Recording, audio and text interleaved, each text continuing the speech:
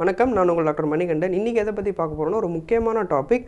உங்களுக்கு heart attack வராமல் prevent பண்ணுறதுக்கு என்ன வழி சார் அப்படின்னு கேட்குறீங்க. அதற்கான வீடியோ தான் இன்றைக்கி வீடியோ. ஹார்ட் அட்டாக் வராமல் இருக்கணும்னா நம்ம என்ன மாதிரி food and life style habits follow பண்ணால் அது வரதுக்கான வாய்ப்புகள் குறையும் அப்படின்னு தான் பார்க்க போகிறோம். ஃபர்ஸ்ட்டு விஷயம், ஃபுட். உங்களோட ஃபுட்டில் ப்ராசஸ்டான ஒரு ஆயில் கண்டென்ட் அதிகமாக இருந்துச்சுன்னா அதை நீங்கள் கண்டிப்பாக கட் டவுன் பண்ணியே ஆகணும். அதே மாதிரி ப்ராசஸ்டு சுகர்ஸ் அதிகமாக இருந்துச்சுன்னா அதை நீங்கள் கட் டவுன் பண்ணியே ஆகணும். For example, processed oil and sugar எதில் அதிகமாக இருக்குன்னா, பிஸ்கெட்டு, ரஸ்க்கு, கேக், அந்த மாதிரி பேக்கரி ஐட்டம்ஸில் எல்லாமே பாம் ஆயிலும் சுகரும் அதிகத்துக்கு மேலே அதிகன்ற அளவுக்கு இருக்கிறதுனால அதை நம்ம கண்டிப்பாக கட் டவுன் பண்ணி ஆகணும். நெக்ஸ்ட் விஷயம் என்னென்னு பார்த்தீங்கன்னா, உங்களோட ஃபிசிக்கல் ஆக்டிவிட்டி. நீங்கள் கண்டிப்பாக ஒரு நாளைக்கு 10,000 ஸ்டெப்பாக வச்சு கண்டிப்பாக நடக்கணும். அப்படி நடக்கும்போது உங்களோட ஹார்ட்டோட மசில்ஸோட ஃபங்க்ஷன் நல்லாவே இன்க்ரீஸ் ஆகும். இந்த மாதிரி இன்ஃபர்மேஷன் உங்களுக்கு தெரியணும்னா இந்த வீடியோவை லைக் பண்ணிக்கோங்க, நம்ம பேஜை ஃபாலோ பண்ணிக்கோங்க.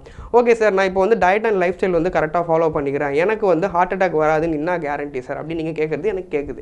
ஸோ நீங்கள் ஒரு 30-35 இருந்தீங்கன்னா உங்களோட கொலஸ்ட்ரால் லெவல்ஸையும் உங்களோட ஹார்ட் எப்படி வேலை செய்யுதுன்றதை ட்ரெட்மில் டெஸ்ட், டிஎம்டி, அந்த டெஸ்ட் வச்சு கண்டுபிடிக்கலாம். ஸோ இந்த 2 டெஸ்ட்டையும் ஸ்க்ரீனிங்காக, அதாவது நான் ஹெல்த்தியாக இருக்கேன், என்னோடய ஹெல்த்தை நான் இப்படியே பார்த்துக்கணும்னு ஆசைப்படுறவங்களுக்கு இந்த 2 டெஸ்ட்டும் எடுத்து உங்களோட cholesterol levels, triglyceride, TGL and LDL ஹெல்த்தியான அளவில் இருக்கா, உங்களோட ஹார்ட்டுக்கு எவ்வளோ ரிஸ்க் ரேஷியோ அப்படின்றத ஒன்று கால்குலேட் பண்ணுவாங்க. அதை பொறுத்து உங்களோட டயட் அண்ட் லைஃப் ஸ்டைலை இன்னுமே நீங்கள் மாடிஃபை பண்ணணும். ஃபார் எக்ஸாம்பிள், உங்களுக்கு கெட்ட கொழுப்பு அதிகமாக இருந்துச்சுன்னா உங்களோட டயட்லேருந்து இன்னும் நீங்கள் கொழுப்பையும் சர்க்கரையும் கம்மி பண்ணி ஆகணும்.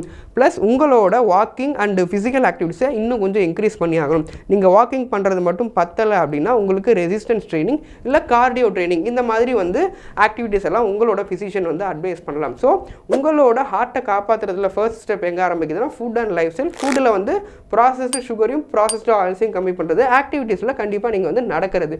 அதுக்கப்புறம் பார்த்தீங்கன்னா உங்களோட ஹார்ட்டோட ரிஸ்க் ரேஷியோவை கால்குலேட் பண்ணி அதுக்கு உண்டான ஒரு ப்ராப்பரான ஒரு மெத்தடாலஜியை அடாப்ட் பண்ணுறது உங்களோட ஹெல்த்துக்கு ரொம்பவே நல்லது.